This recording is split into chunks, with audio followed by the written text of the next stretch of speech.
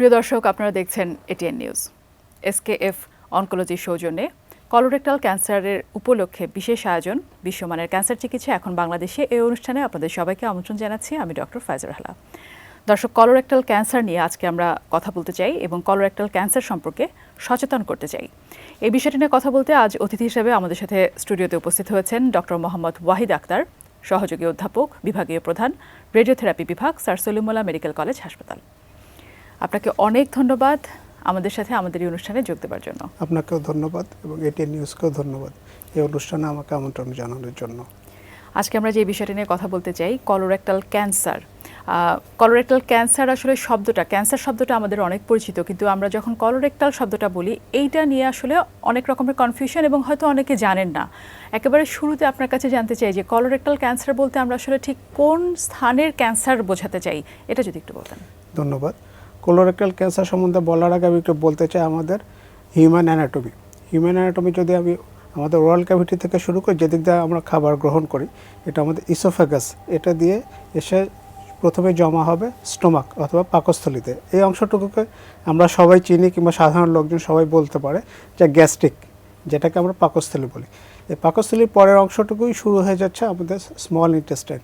এই small intestine complete করার পরে যে অংশটুকু শুরু হচ্ছে সেটা হচ্ছে লার্জ ইন্টেস্টাইন, যেখানে কয়েকটা ভাগে বিভক্ত, যেমন সিকাম এবং কোলনের কিছু পার্ট আছে, ascending colon, transverse colon, descending colon, sigmoid colon এবং রেকটাম, পরবর্তীতে সেটা অ্যানাল ক্যানাল। এই অংশটুকুকেই আমরা কোলোরেক্টাম হিসেবে বলে থাকি। যখন কলোরেক্টাল ক্যান্সারে কেউ আক্রান্ত হচ্ছেন বা হয়তো আর্লি স্টেজ অথবা লেট স্টেজ, কী ধরনের উপসর্গ দেখা যেতে পারে, এটা আসলে অনেকের বোঝার জন্য দরকার। কী ধরনের উপসর্গ হতে পারে? আসলে কোলোরেক্টাল ক্যান্সারে উপসর্গগুলো নির্ভর করে সে ডিজিজটা অর্থাৎ অসুখটা কোন অংশে আছে, সেই অংশের উপরে নির্ভর করে কোলোরেক্টাল ক্যান্সারের সিমটম কিংবা সাইনগুলো নির্ভর করবে। তবে প্রাথমিকভাবে একটা রোগী যখন আমাদের কাছে আসে, সে কমপ্লেন করতে পারে তার ভেগ অ্যাবডোমিনাল পেইন, অর্থাৎ পেটের ব্যথা, খাওয়ারে অরুচি, বমি ভাব, কিংবা পায়খানা করতে কষ্ট হচ্ছে, মলত্যাগ করতে কষ্ট হচ্ছে, অথবা এরকমও বলে থাকে যে তার মলত্যাগের সময় একদম তাজা রক্ত যাচ্ছে। আবার কেউ কোনো ক্ষেত্রে এসে বলে কিছুদিন থেকে আমি দেখছি আমার অভ্যাসটা অনেক বদলে গেছে, এখন অনেক শক্ত হচ্ছে, ঠিকমতো আমি আমার এটা করতে পারছি না।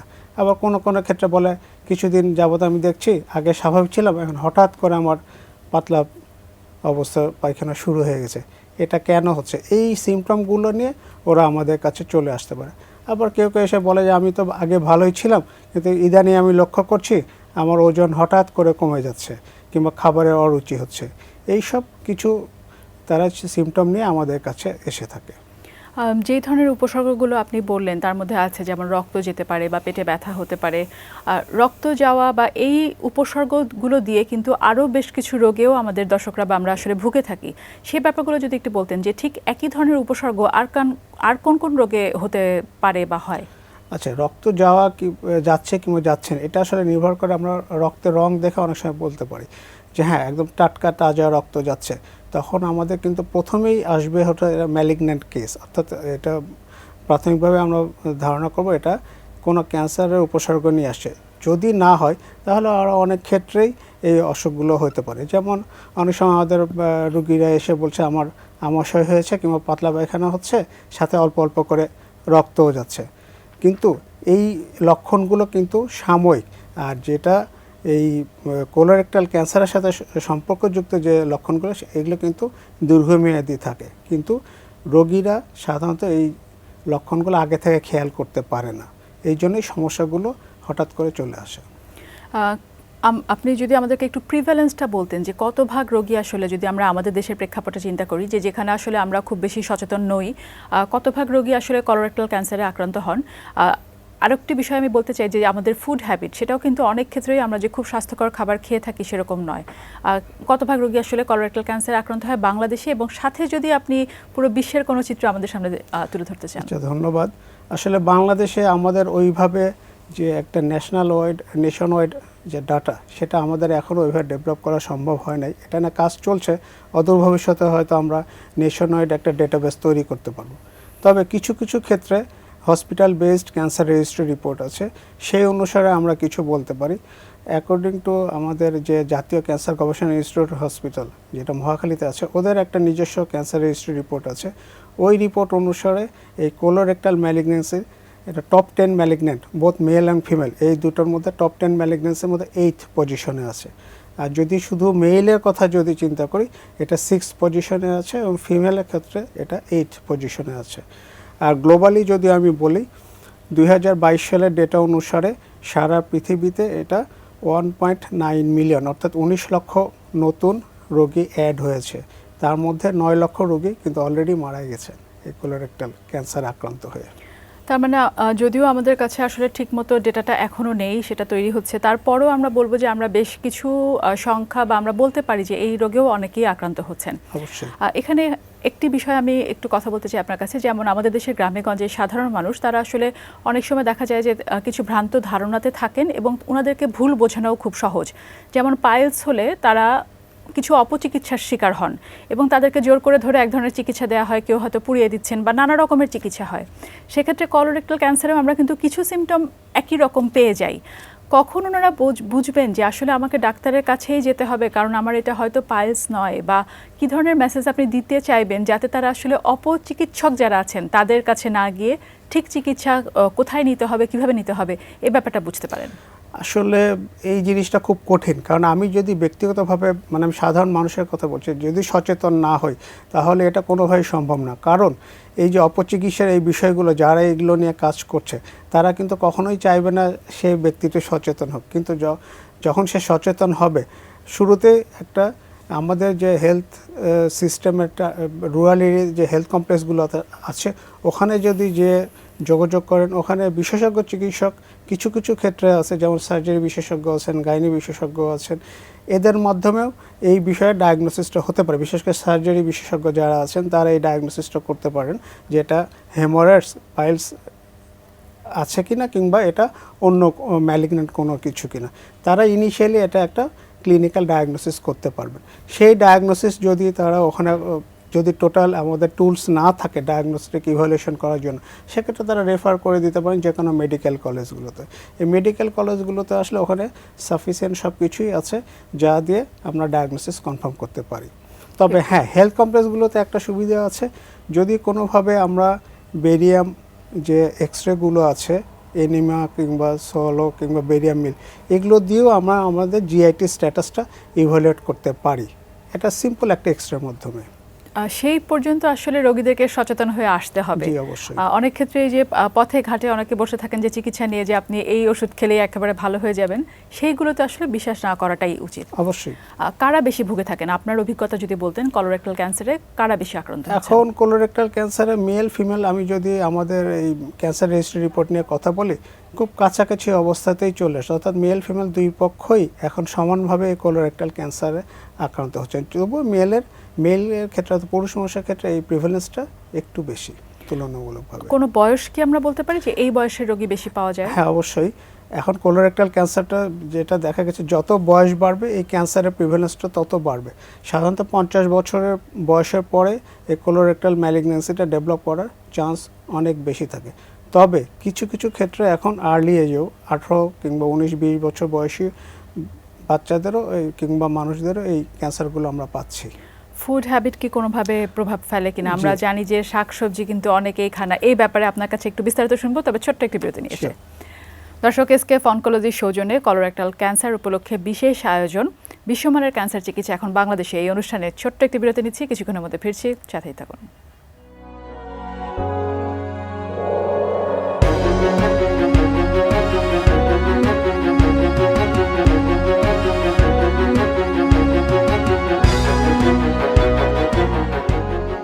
ফিরে এলাম বিরতির পরে। আরও একবার আপনাদের সবাইকে আমন্ত্রণ জানাচ্ছি এসকেএফ অনকোলজির সৌজন্যে কলোরেক্টাল ক্যান্সার উপলক্ষে বিশেষ আয়োজন বিশ্বমানের ক্যান্সার চিকিৎসা এখন বাংলাদেশে, এই অনুষ্ঠানে। দর্শক, আজকে আমরা কথা বলছি কলোরেক্টাল ক্যান্সার নিয়ে, এবং অতিথি হিসেবে আজ আমাদের সাথে যুক্ত হয়েছেন ডক্টর মোহাম্মদ ওয়াহিদ আক্তার, সহযোগী অধ্যাপক, বিভাগীয় প্রধান, রেডিওথেরাপি বিভাগ, sir Salimullah medical college, Dhaka. বিরতিতে যাবার আগে আপনার কাছ থেকে শুনছিলাম, আমরা কারণগুলো শুনছিলাম এবং কাদের বেশি হচ্ছে আপনি সেটা বলছিলেন। তার মধ্যে আমরা যেখানে ছেড়েছিলাম যে আমাদের ফুড হ্যাবিট, আমরা এখন জানি যে বিশ্ব যত এগিয়ে চলেছে আমাদের মধ্যে শহরগুলোতে তো বিশেষ করে এবং সাথে সাথে গ্রামাঞ্চলেও আমরা দেখি যে এখন শাকসবজি খাবার প্রবণতা কিছুটা হলেও কমে আসছে হয়তো, অথবা হেলদি ডায়েট আমরা যেটা বলি সেটা হয়তো আমরা মেনটেন করছি না। বিশেষ করে শহরগুলোতে ফাস্টফুডের প্রবণতা এতই বেড়েছে, এটা এখন আমাদের বলা যায় যে প্রতিদিনই সবাই ফাস্টফুড খাচ্ছে। কোনো রকমের প্রভাব পড়ে কিনা কলোরেক্টাল ক্যান্সারের উপরে? জি ধন্যবাদ। ফাস্ট ফুড কিংবা আমি যদি হেলদি ফুডের কথা বলি, শাক সবজি ফলমূল অবশ্যই এগুলো একটা ডায়েটারি ফুড এবং এগুলো আমাদের বাওয়েল হ্যাবিটকে কন্ট্রোল করতে গুরুত্বপূর্ণ ভূমিকা রাখে। এখন এই খাবারগুলো যদি আমাদের খাবার তালিকা থেকে বাদ দিয়ে অন্যান্য আনহেলদি খাবার, অর্থাৎ যেটা আমরা বলি এই যে চর্বি জাতীয় খাবার, এইগুলোকে যদি গ্রহণ করি, এগুলো কিন্তু আমাদের এই কোলোরেক্টাল ক্যান্সারের রিস্ক ফ্যাক্টর হিসেবে একটা কাজ করে। যেমন রেড মিট, যদিও আমাদের দেশে এই রেড মিট খাওয়ার প্রবণতা বিশ্বের অন্যান্য দেশের তুলনায় খুবই কম, কিন্তু আমি গ্লোবাল সাথে কম্পেয়ার করে যদি বলি, গ্লোবালি ওই রেড মিটকেও এখন ইনহিবিট করা হচ্ছে। কারণ গ্লোবাল এই রেড মিটের মধ্যে একটা উপাদান আছে যেটাকে আমরা নাইট্রোস্যামাইন বলি। এই নাইট্রোস্যামাইনটাই আমাদের কোলোরেক্টাল ক্যান্সার যে কোনো ডিএনএর যে মিউটেশনে একটা গুরুত্বপূর্ণ ভূমিকা পালন করে, যেটা পরবর্তীতে এই কোলোরেক্টাল ক্যান্সারে টার্ন নিতে সাহায্য করে। আবার কিছু কিছু ক্ষেত্রে যেমন আছে প্রসেসড ফুড, ক্যান্ড ফুড, এখানে যেমন কিছু প্রিজারভেটিভ ইউজ করা হয়, কিছু কেমিক্যাল ইউজ করা হয়, যে প্রিজারভেটিভ এবং কেমিক্যালগুলোর মধ্যে নাইট্রেট এবং নাইট্রাইট থাকে, যেগুলো পরবর্তীতে ডিএনএ মিউটেশন করে। এই ডিএনএ মিউটেশনের মাধ্যমে কোলোরেক্টাল ক্যান্সার ডেভেলপ করে। আবার আমরা যে শাকসবজিগুলো খাই, বিশেষ করে আমি যদি সোজাভাবে বলি, আমাদের দেশে ব্রকলি কিংবা এই যে পাতাকপি, বাঁধাকপি কিংবা ফুলকপি, এগুলোর মধ্যে কিছু কিছু উপাদান আছে যেগুলো ম্যালিগন্যান্ট সেল ট্রান্সফরমেশনে বাধা দেয়। এই শাকসবজিগুলো খেলে, কিংবা আমরা যদি পালং শাক বা স্পিনাচ বলি, এটা হচ্ছে সবচেয়ে একটা ভালো খাবার যেটা কোলোরেক্টাল ক্যান্সারের হার কমিয়ে দেওয়ার ব্যাপারে গুরুত্বপূর্ণ ভূমিকা পালন করতে পারে। যদি আমরা আমাদের খাবার তালিকায় এই খাবারগুলোকে রাখতে পারি, তাহলে আমাদের বহুলাংশে কোলোরেক্টাল ক্যান্সার থেকে দূরে থাকতে পারবো। বিশেষ করে রেড মিটটাকে অবশ্যই অ্যাভয়েড করতে হবে। জি, এবার একটু যদি বলতেন ডায়াগনোসিস, কিছু উপসর্গ দেখা যখন যায় তখন একজন রোগী যখন ডাক্তারের কাছে যাচ্ছেন, যেহেতু আরও কতগুলো রোগ একই রকম উপসর্গ নিয়ে আসে, কিভাবে ডায়াগনোসিসটা কনফার্ম করা হয় যে ওনার আসলে কলোরেক্টাল ক্যান্সার নাকি অন্য কোনো রোগ হয়েছে? ডায়াগনোসিস যদি আমি আমাদের হেলথ সিস্টেমের একদম নিচের সারি যেটা আছে, উপজেলা হেলথ কমপ্লেক্স, যখন আগেই বলেছি যে ওখানে এক্সট্রা ফ্যাসিলিটি সব জায়গাতেই এখন মোটামুটি চলে এসছে। ওখানে আমরা যদি কন্ট্রাস্ট বেসিস কোনো ইমেজ করতে পারি, এক্স রে করতে পারি, আমাদের একটা প্রাথমিক ধারণা দিতে পারে যে কোনো আমাদের রেকটাম কিংবা কোলনে কোনো প্যাথোলজি আছে কি না। যদি ইনিশিয়াল ধারণাটা আমরা ওখান থেকে পাই, এবং জেনে খুশি হবেন একটা এক্সরের মধ্যে মোটামুটি আমরা এই বেরিয়াম এনএমা এক্সরের মাধ্যমে আমরা মোটামুটি 70 থেকে 80% ক্ষেত্রে নিশ্চিত হতে পারি যে ওখানে একটা প্যাথোলজি আছে, কোলোরেক্টাল ক্যান্সার প্যাথোলজি। এই ডায়াগনোসিস কনফার্ম করার জন্য রেফারেল সিস্টেমের মাধ্যমে যদি আমরা মেডিকেল কলেজগুলোকে ওই পেশেন্টকে রেফার করে দিতে পারি, ওখানে কিছু অ্যাডভান্স প্রসিডিউর আছে যেগুলোর মাধ্যমে ডায়াগনোসিস কনফার্ম করতে পারে। আলট্রাসোনোগ্রাম অফ হোল অ্যাবডোমেন অথবা CT scan of whole abdomen, এসব করতে হবে। করে তারপরে যেটা হচ্ছে যে কোলোনোস্কোপি অথবা সিগময়েডোস্কোপি, এইসব ইনভেসিভ প্রসিডিউরের মধ্যে যে ওখান থেকে আমরা সিম্পলি একটু টিস্যু নেব, এই টিস্যু নিয়ে ওটা বায়োপসি এবং হিস্টোপ্যাথোলজি করে তারপর আমরা ডায়াগনোসিস করতে পারবো যে ওখানে ক্যান্সারের উপাদান আছে কি নাই। অনেক রকমভাবে আসলে ডায়াগনোসিস করার উপায় আছে। এরপরে আমরা যে ব্যাপারটা নিয়ে প্রশ্ন পাই সেটা হচ্ছে চিকিৎসা। কী ধরনের চিকিৎসা লাগতে পারে এবং আমাদের দেশে সবগুলো চিকিৎসা আসলে অ্যাভেলেবল আছে কিনা, এটাও একটা গুরুত্বপূর্ণ প্রশ্ন অনেক মানুষের, যদি একটু বলতেন। চিকিৎসার আগে আমাদেরকে সবার আগে ঠিক করতে হবে যে আমাদের এই অসুখটা কোন পর্যায়ে আছে।